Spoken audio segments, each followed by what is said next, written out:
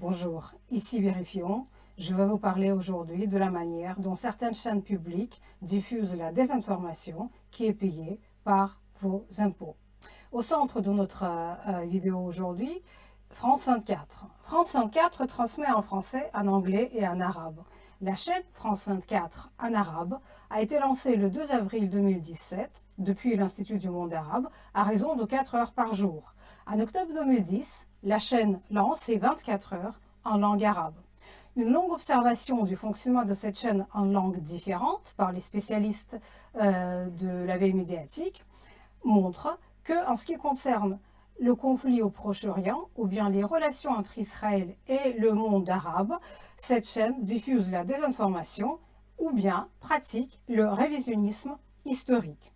Le site français Info Équitable a publié très récemment une traduction de l'article de Caméra de cette association qui s'occupe de la veille médiatique sur les discours tenus par les présentateurs de la chaîne en arabe.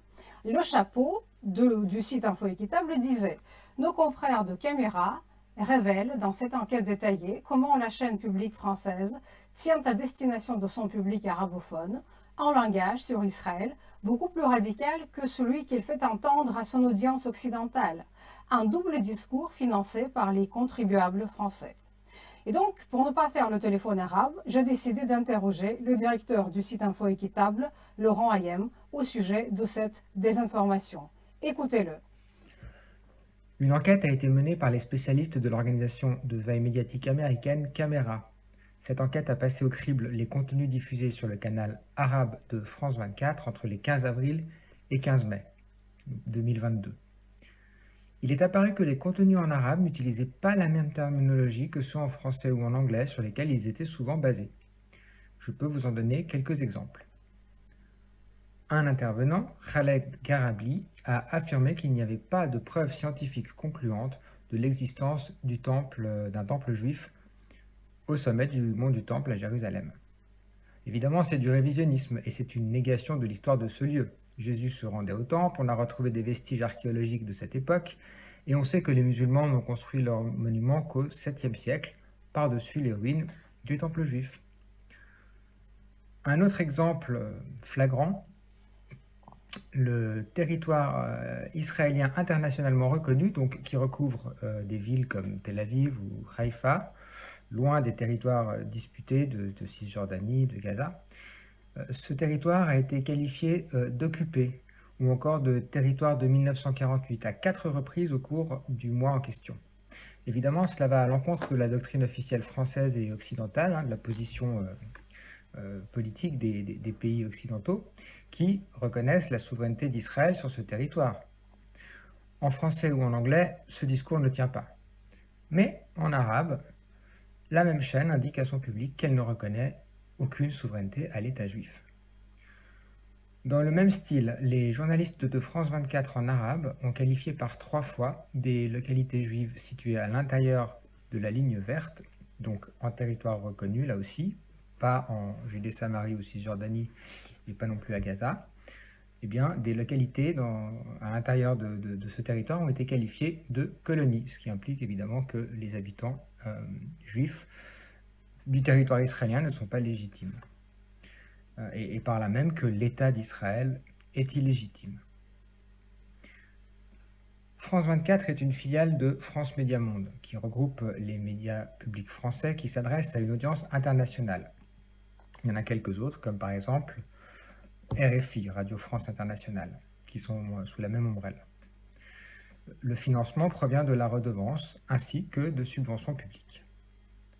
Ce sont donc les contribuables français, citoyens d'un pays qui reconnaît officiellement le droit à Israël d'exister dans ses frontières, au moins celles de 1948, non contestées, qui financent avec leurs deniers un discours en opposition à cette position, à destination du public arabophone. Mais évidemment, ces contribuables français ne peuvent pas le savoir.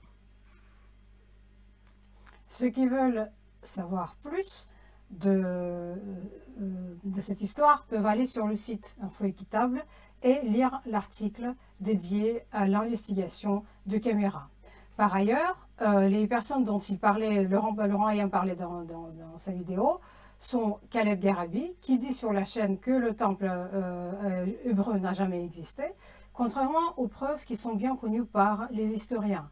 Voici Corpus Inscriptionum Iudaeae Palestinae. C'est un livre très important qui parle de l'existence du temple et des trouvailles archéologiques qui ont été faites dans l'endroit où il existait.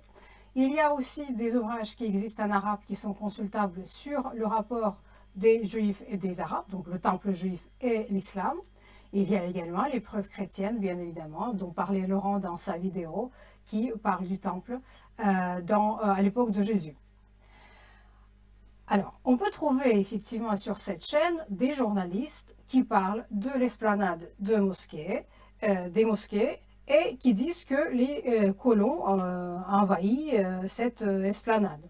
Alors, ces journalistes, quand ils parlent de l'esplanade des mosquées, parlent du mont du Temple, et quand ils appellent les Israéliens les colons, ils montrent par cette dénomination une manière universelle de penser que tous les Israéliens sont colons.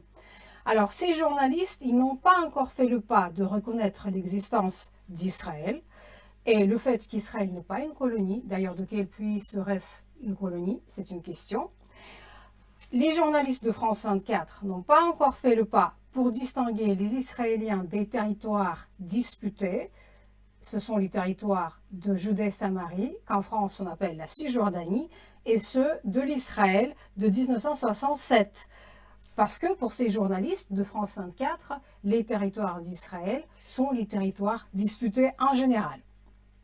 Alors ce qui est intéressant, c'est que ces journalistes veulent tellement retirer la vérité à l'autre qu'ils se la retirent à eux-mêmes. Voyons comment. Ils disent qu'il n'y a pas de preuve scientifique de l'existence du temple hébreu de Jérusalem. Alors, ils retirent ainsi toute vérité au livre des rois, chronique pourtant respectable, qui dans la Bible décrit le temple et des événements qu'il implique, et qui sont d'ailleurs prouvés par les trouvailles archéologiques. Mais ce n'est pas tout. Ils retirent la vérité aux évangiles. C'est une autre chronique aussi respectable où Jésus saccage les étals des marchands du temple. Mais, last but not least, il retire aussi la vérité de Mohammed qui a eu, d'après le Coran, une vision nocturne de la mosquée lointaine. Ce n'est pas la mosquée Al-Aqsa, c'est une mosquée qu'il a vue dans ses rêves et qui a été construite sur le lieu du temple hébreu. C'est comme ça que la tradition islamique l'interprète. Pourquoi? Parce qu'il n'y avait pas de mosquée au temps de Mohammed. Alors, de quoi s'agit-il ici? Il s'agit d'un véritable révisionnisme que Daniel Sibouni appelle une vérité mensongère. Elle n'éduque pas, elle endoctrine, elle mène au négationnisme et par là aux conséquences meurtrières. Et ce négationnisme est payé par notre argent et à notre insu. Il faut savoir que la devise de France 24 est liberté, égalité, actualité. Après ces témoignages, il semblerait qu'il doit être changé en mensonge, manipulation, endoctrinement. Merci.